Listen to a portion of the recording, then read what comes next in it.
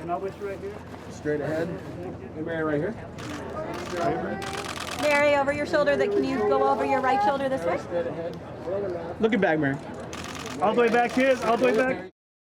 Glance to your left. And can you face this one?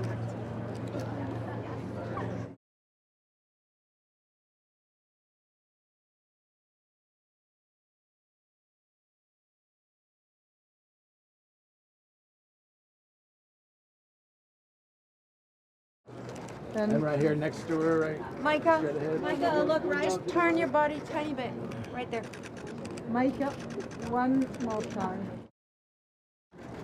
And back to me last. Maika, straight ahead, darling. Little smile, sweetheart. Beautiful. And Maika straight ahead. More time. Straight ahead, Maika. And Maika. Straight ahead. Straight ahead, Maika. And Riki right in front. And right Come on next to your him, right. Riki.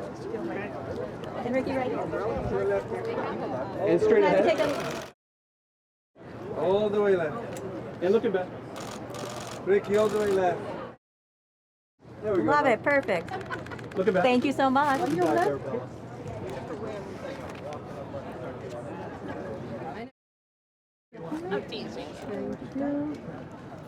And right here. One more time, Arabella. Arabella right here, straight ahead. Arabella. That shoulder when you turn. One more time, right? Michelle on your right. Look.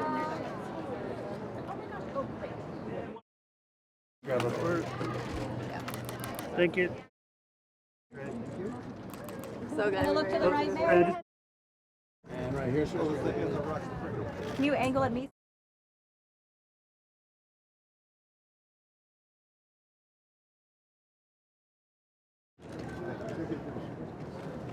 Once more. All right.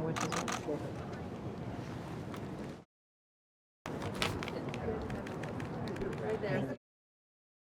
Thank you. Michelle? And Michelle next. Well, maybe we can ask you to my Last one. and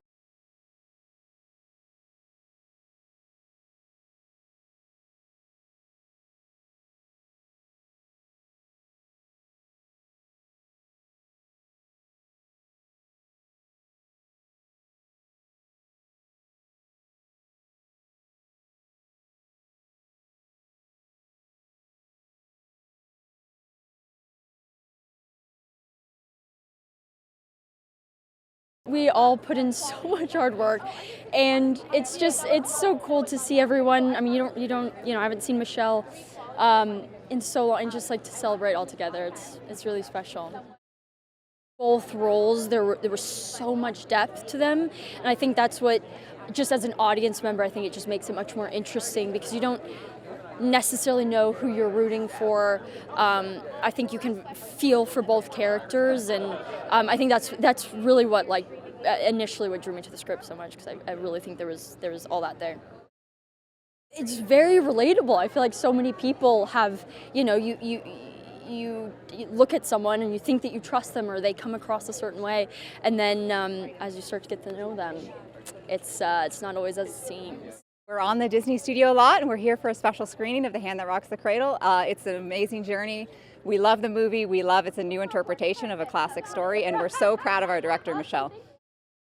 This is a brand new film. I mean, it's under the title, and it is about a family. It's about a family that's infiltrated, but it's not a remake. This is a new family, a new film, a new situation. Michelle in particular has such an incredible energy on set and just in life. She just has this vigor, this joie de vivre. She's so aggressively happy about being able to do what we get to do, tell stories and make things that we love. And here we are doing it. So she's a joy to work with, and I hope to work with her many, many more times.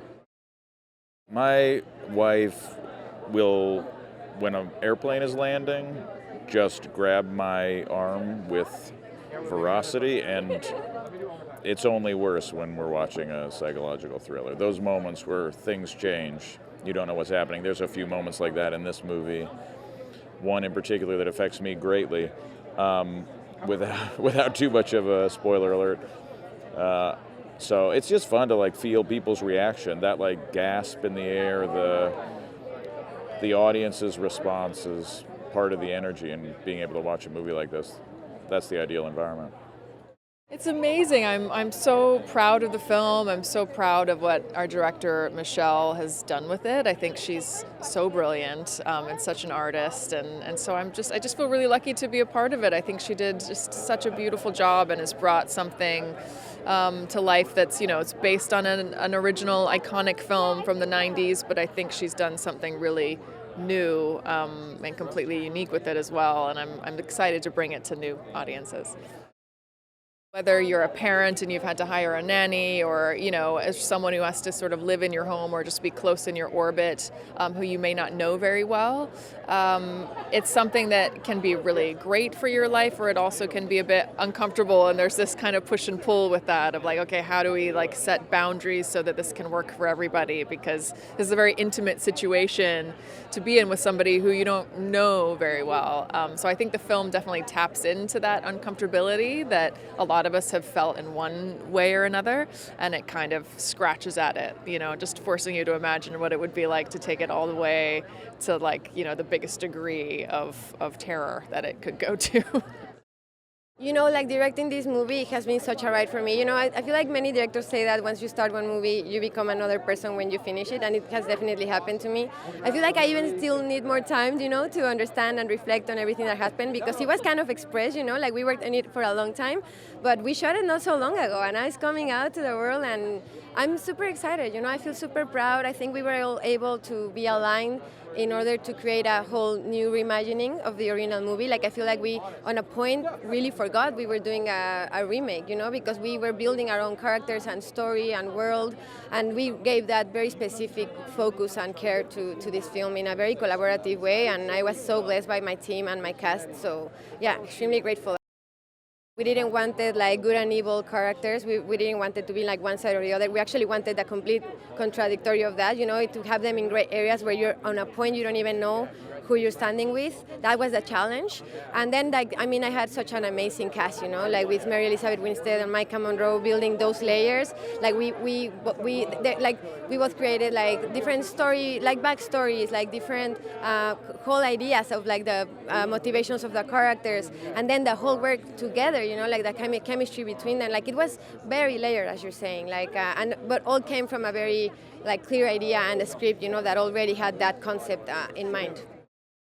Really a movie that has to be watched with people surrounding you, and that's what I really love of the genre as well. I'm not a kind of person that wants to watch a domestic thriller alone at home. I kind of get scared, so I think it's a very good movie to watch in October. It always comes with that excitement, of horror movies in the season, and I think it's a movie that I don't know if it's the best to watch it alone. You want to have company by your side, because it does hold a lot of dread. I'm sorry for that, but that's kind of what I wanted. That's what we wanted, We are on the Disney lot celebrating the premiere of Hand That Rocks the Cradle. So excited.